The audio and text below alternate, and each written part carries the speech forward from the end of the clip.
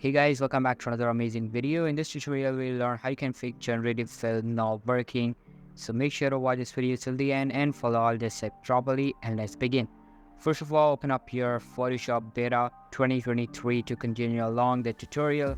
After that, import the picture you want to use generative fill on. You can see that when I try to use generative fill feature, it's grayed out. To fix this problem, simply click on Help in the top menu and select Sign In. Now a new window will open up and you will be redirected to Adobe Cloud to sign in with your account.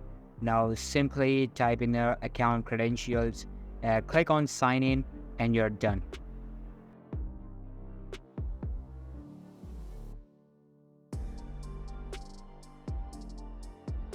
Now you can see that if I try and use the generative fill feature, the button is not grayed anymore and you can now use it in your heart's content. To use generative fills, just select the subject, type in the prompt and give it a go.